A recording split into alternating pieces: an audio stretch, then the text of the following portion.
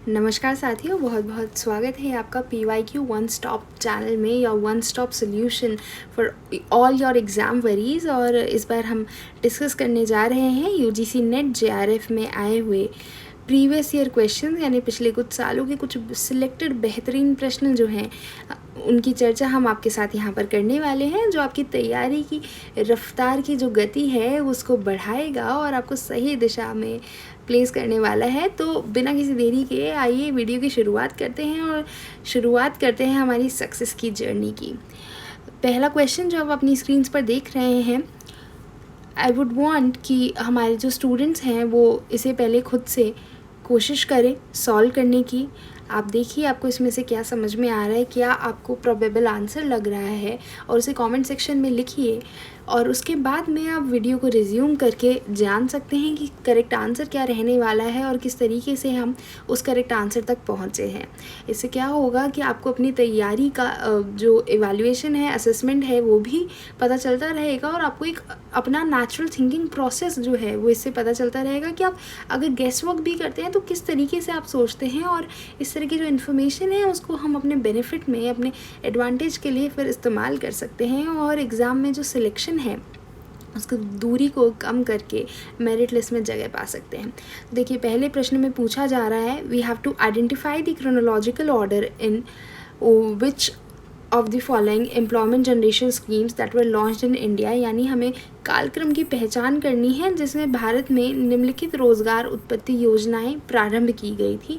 आपके जो ऑप्शंस हैं वो बात कर रहे हैं आत्मनिर्भर भारत रोज़गार योजना, प्रधानमंत्री रोज़गार प्रोत्साहन योजना, नेशनल रूरल लाइवलीहुड मिशन और प्रधानमंत्री मुद्रा योजना।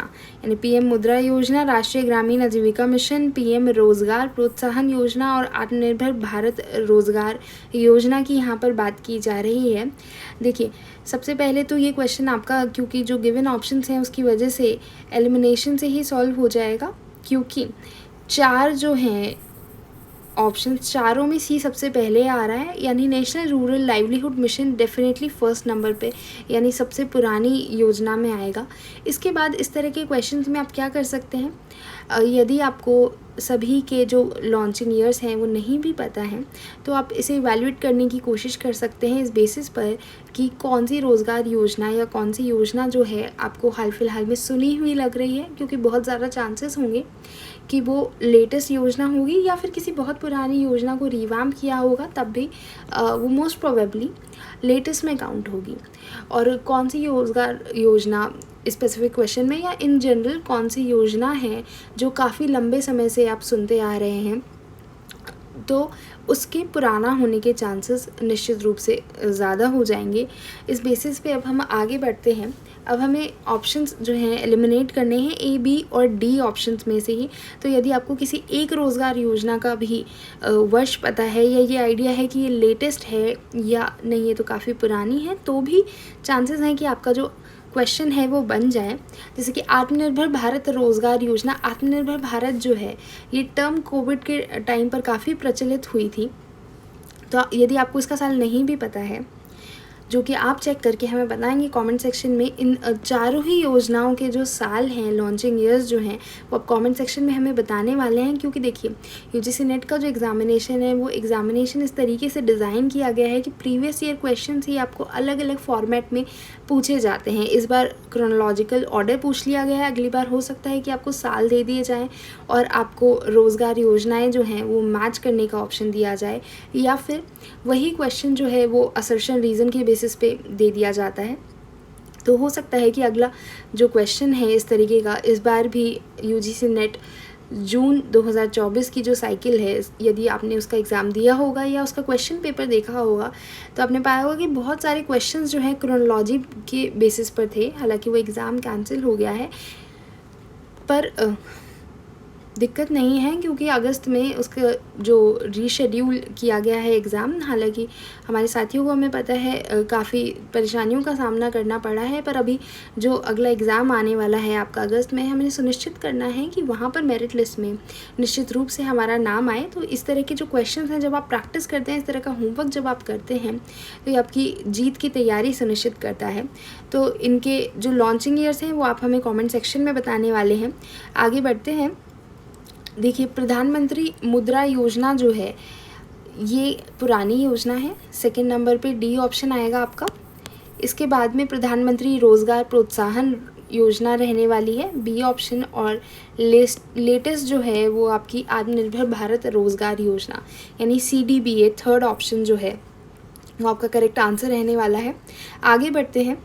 आपको टेबल दे रखी है, एक तरफ लिस्ट बनी हुई है जिसमें कुछ टर्म्स हैं जो बजट से रिलेटेड हैं, एसोसिएटेड हैं, और दूसरी तरफ उनकी व्याख्या करी हुई है, उनकी एक्सप्लेनेशन दे रखी है।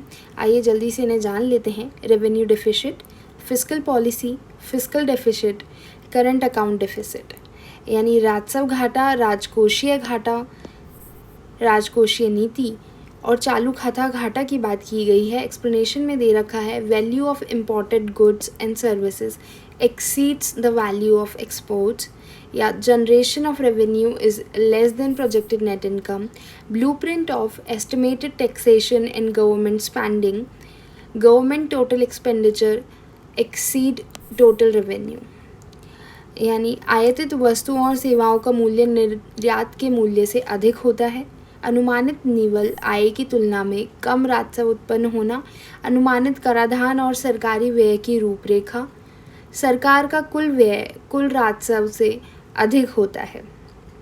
अब हमें क्या करना है, सबसे इजी एक्सप्लेनेशन के साथ आगे बढ़ते हैं। जैसे यहाँ पर थर्ड ऑप्शन में आपको दे रखा है blueprint of estimated taxation and government spending यानी अनुमानित कराधान और सरकारी व्यय की रूपरेखा की बात की गई है। तो हम अच्छे से जानते हैं ब्लूप्रिंट जो है वो दरअसल फिस्कल पॉलिसी का ही तो नाम है। ये राजकोषीय नीति जो है इसी में बात की जाती है इसकी, इसलिए बी का जो है थर्ड ऑप्शन रहने वाला है। बी का थर्ड ऑप्शन सिर्फ एक ही ऑप्शन में अवेलेबल है, यानी सेकेंड ऑप्शन में तो आपका सिर्फ एक ऑप्शन बन जाने से ही करेक्ट हो गया है। फिर भी हम आगे बढ़ के इसे कन्फर्म कर लेते हैं। जैसे अब आगे बढ़ते हैं हम, generation of revenue is less than projected net income की बात करते हैं। तो ये बात कहाँ पे की जाती है, प्रोजेक्टेड नेट इनकम की बात की जा रही है और रेवेन्यू की बात की जा रही है। तो ये रेवेन्यू डिफिसिट में आएगा, यानी ए का सेकंड ऑप्शन रहने वाला है। ए का सेकंड ऑप्शन रहने वाला है। राजस्व घाटे की बात हो रही है यहाँ पर। फिर आगे आप बढ़ेंगे, government total expenditure exceeds total revenue. तो गवर्नमेंट का जो टोटल एक्सपेंडिचर है, टोटल जो खर्चा है वो कुल राजस्व से अधिक हो जाता है। तो ऐसी स्थिति के लिए टर्म इस्तेमाल की जाती है फिस्कल डेफिसिट यानी राजकोषीय घाटा। और आयातित वस्तुओं और सेवाओं का मूल्य निर्यात के मूल्य से अधिक होता है, ये टर्म यूज़ की जाती है इसे बताने के लिए चालू खाता घाटा यानी करंट अकाउंट डेफिसिट, यानी डी का फर्स्ट ऑप्शन रहने वाला है। इसलिए सेकंड जो है वो आपका करेक्ट आंसर है। इसमें आगे बढ़ते हैं। अगेन एक टेबल दे रखी है, बजटरी कंसेप्ट्स हैं और बेसिक ओरिएंटेशन की बात कर रखी है, यानी हमें मैच करना है। लाइन आइटम बजटिंग जो है हमें पता है ओल्डेस्ट टेक्निक ऑफ बजटिंग जिसे कहा जाता है, ये कंट्रोल पे बहुत ज़्यादा फोकस करती है। इसका जो बेसिक ओरिएंटेशन है वो कंट्रोल का रहता है, यानी नियंत्रण की बात करती है लाइन आइटम बजटिंग। ए का फोर्थ ऑप्शन अगेन एक ही ऑप्शन में है, यानी डायरेक्टली सिर्फ एक ऑप्शन सही होने से ही आपका क्वेश्चन बन गया है। सेकेंड ऑप्शन इसका आंसर रहने वाला है। हम एक कदम और आगे बढ़ा करके सारे ऑप्शंस की जांच कर लेते हैं। परफॉर्मेंस बजटिंग की बात की जाती है। परफॉर्मेंस बजटिंग जो है वो मैनेजमेंट के लिए फोकस रहती है। फिर प्लानिंग, प्रोग्रामिंग और बजटिंग की जब हम बात करते हैं तो नाम में ही है, प्लानिंग जो है वो इसका मेन बेसिक ओरिएंटेशन रहने वाला है, यानी सी का फर्स्ट ऑप्शन। और ज़ीरो बेस्ड बजटिंग जो है वो फोकस करती है डिसीज़न मेकिंग पे।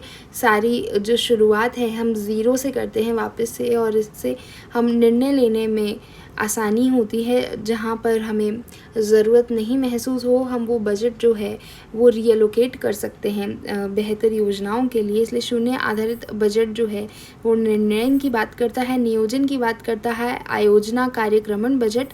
निष्पादन बजट जो है इसका फोकस प्रबंधन पे रहता है, और लाइन आइटम बजट यानी नियंत्रण पर फोकस। सेकेंड ऑप्शन जो है वो इसका करेक्ट आंसर रहने वाला है। आगे बढ़ते हैं। आपको एक तरफ कुछ एक्ट्स का नाम दे रखा है, दूसरी तरफ वो कौन से साल में आए हैं इसकी बात की गई है। नेशनल कमीशन फॉर सफाई कर्मचारी एक्ट जो है ये बहुत ही कॉमन क्वेश्चन है, ये आप कह सकते हैं फेवरेट क्वेश्चन भी है एनटीए का। कभी वो से मैच द फॉलोइंग में पूछता है, कभी वो असर्शन रीज़न में पूछता है। राष्ट्रीय सफाई कर्मचारी आयोग अधिनियम के बारे में बहुत बार पूछा गया है एनटीए के द्वारा यूजीसी नेट के एग्जामिनेशन में है। तो अभी तक यदि आपने प्रीवियस ईयर क्वेश्चंस देखे भी हैं सरसरी तौर पर भी, तो आपको पता होगा कि इसका जो करेक्ट आंसर है डी ऑप्शन का, ये 1993 ही है। फोर्थ जो है यही आपको मैच करना है। 1993 में नेशनल कमीशन फॉर सफाई कर्मचारीज एक्ट आया था। Rehabilitation council of India act यानी भारतीय पुनर्वास परिषद अधिनियम की बात की जाए तो ये वर्ष 1992 यानी 1992 में ही आई थी। फिर national trust for the welfare of persons with autism, cerebral palsy, mental retardation and multiple disability act यानी कि राष्ट्रीय स्वापरायणता, प्रमस्तिष्क घात, मानसिक मंदता और बहुनिशक्ता ग्रस्त व्यक्ति कल्याण न्यास अधिनियम जो है ये कब आया था, तो आपको बताते चलें इसका करेक्ट आंसर जो है 1999 रहने वाला है। 1999 में ये अधिनियम पारित हुआ था।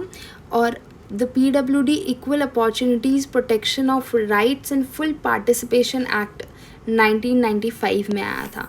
अब होता क्या है कि कैंडिडेट्स अक्सर कंफ्यूज हो जाते हैं PWD एक्ट के ईयर में और national trust for the welfare of persons with autism, cerebral palsy, mental retardation and multiple disability act. आपको ध्यान रखना है, आप इस तरीके से भी ध्यान रखने की कोशिश कर सकते हैं कि जिस एक्ट के नाम में ही मल्टीपल फैक्टर्स जो हैं लिस्टेड हैं, ऑटिज्म, सेरेब्रल पाल्सी वगैरह वगैरह, ये जो है ये वर्ष 1999 में यानी कि बाद में आया है, जबकि PWD एक्ट जो है ये 1995 में यानी कि पहले आया है, for equal opportunities protection of rights and full participation act.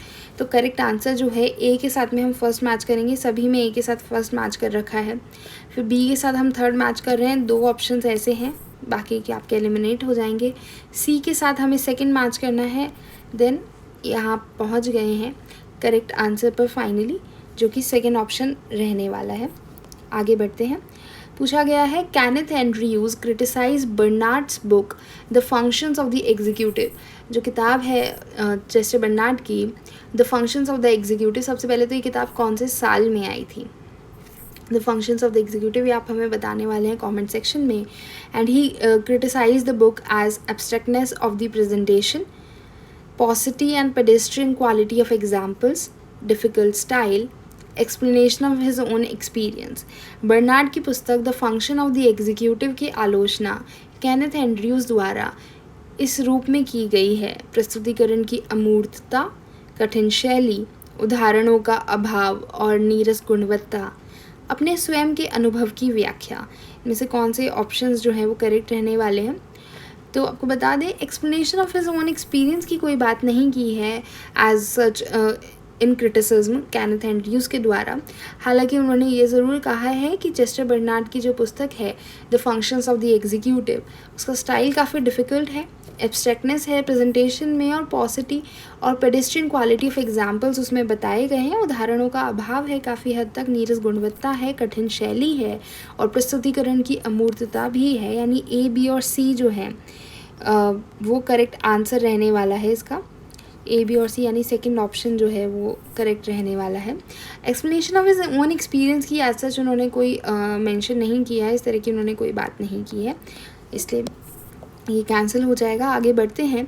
पूछा जा रहा है we are asked to consider the characteristics of span of control. Span of control यानी नियंत्रण क्षेत्र के बारे में हम जानते हैं। वी ग्राकुनाज का जो फॉर्मूला है साइकोलॉजी में उसी से हमने उसी कंसेप्ट को हमने लिया है लोक प्रशासन में। तो ये बात करता है, ये प्रशासन का एक अलंघनीय सिद्धांत है। यह साधारणतया अधीनस्थ संख्याएं होती हैं जिन्हें प्रशासक निजी तौर पर निर्देशित कर सकता है। इसे वी ग्राकुनाज द्वारा कुशल तरीके से वर्णित किया गया है। कंप्यूटर के आगमन ने नियंत्रण क्षेत्र की संकल्पना के संशोधन की आवश्यकता पर बल दिया है. The advent of computers has called for a revision of the concept of span of control. Yes, we can say so because automation की वजह से आप एक साथ ज़्यादा लोगों को आप कंट्रोल कर सकते हैं. और जैसे हमने स्टार्टिंग में ही मेंशन किया, it is ably described by V A. Graicunas, यानी इसे वी.ए. ग्राकुनास द्वारा कुशल तरीके से वर्णित किया गया है. It is simply the numbers of subordinates that an administrator can personally direct, correct? It is a sacrosanct principle of administration. That is also true. So A, B, C and D, all the 4 options are correct. So fourth will be your correct answer for this question. Next moving forward, आपको कुछ authors बता रखे हैं और उनकी किताबें सामने लिखी गई हैं. You have to match the administrative state, जो है बहुत ही फेमस किताब है, ड्वाइट वॉल्डो के द्वारा लिखी गई है. सी का 4th ऑप्शन रहने वाला है. आपका आंसर वैसे ही एलिमिनेट हो गया. फर्स्ट ऑप्शन जो है इसका करेक्ट आंसर होगा. आगे क्रॉस चेक एक बार हम कर लेते हैं. W.F. विलीबाई की जो किताब है वो है the principles of public administration, यानी बी का 2nd ऑप्शन. चेस्टर बर्नार्ड की किताब हम जानते हैं द फंक्शंस ऑफ एग्जीक्यूटिव. कौन से ईयर में आई थी ये जल्दी से कमेंट सेक्शन में बता दीजिए. और B.H. एप्पलबाई की फेमस बुक है policy and administration. Policy and administration जो है B.H. एप्पलबाई की बुक है. तो सी का 4th ऑप्शन हो गया, डी का 3rd, ए का 1st और बी का 2nd. ये आप मैच कर लीजिए. आगे बढ़ते हैं. पूछा गया है which one of the following statements are correct regarding the difference between qualitative and quantitative research. Qualitative और क्वांटिटेटिव रिसर्च के बीच में डिफरेंस की बात की गई है. आई एम श्योर आप अच्छे से जानते हैं कि आपकी जो 10 यूनिट्स का सिलेबस है UGC नेट JRF का पब्लिक एडमिनिस्ट्रेशन में, तो पेपर 2nd में भी आपको रिसर्च की एक यूनिट तैयार करनी होती है.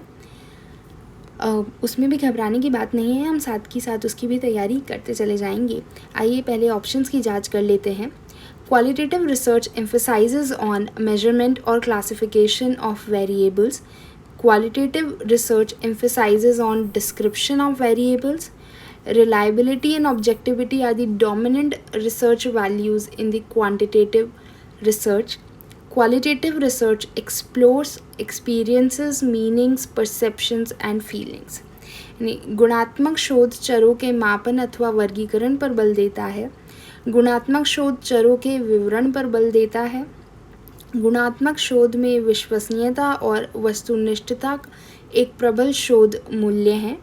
गुणात्मक शोध में अनुभव, अर्थ, धारणा और अनुभूतियों की गवेषणा की जाती है. हम अच्छे से जानते हैं क्वालिटेटिव रिसर्च जो है वो एक्सप्लोर करती है बिल्कुल एक्सपीरियंसेस, मीनिंग्स, परसेप्शंस और फीलिंग्स को, यानी वो अनुभव, अर्थ, धारणा और अनुभूतियों की गवेषणा तो करती ही है. रिलायबिलिटी और ऑब्जेक्टिविटी जो है वो डोमिनेंट रिसर्च वैल्यूज़ हो जाती हैं क्वांटिटेटिव रिसर्च में. क्वांटिटेटिव रिसर्च में ये डोमिनेटिंग वैल्यू हो जाती हैं. हिंदी में शायद ये प्रिंटिंग एरर है, टाइपिंग एरर है, यहाँ पर गुणात्मक नहीं आएगा. इसे आप इंग्लिश से ही देख लीजिए, वो बेहतर रहेगा, कन्फ्यूजन अवॉइड होगा.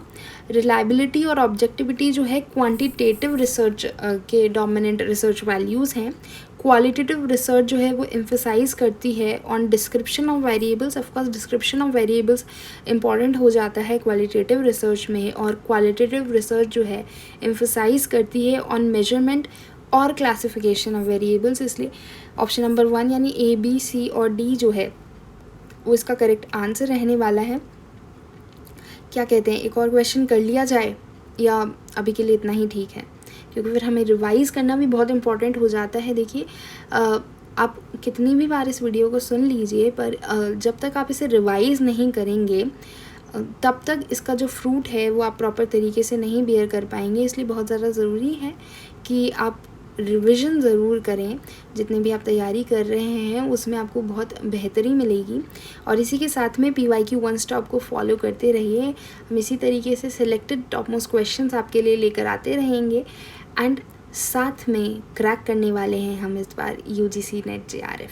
All the very best guys. और किसी भी तरीके से आपको लगता है कि इस वीडियो से या हमारे चैनल पे बाकी वीडियोस से आपकी हेल्प हो रही है, तो make sure you subscribe to the channel, क्योंकि ये हमें बताता है कि आप अप्रिशिएट कर रहे हैं हमारा कंटेंट और आप चाहते हैं, हमें मोटिवेट करता है कि हम इस तरह का कंटेंट आपके लिए लेकर आते रहें।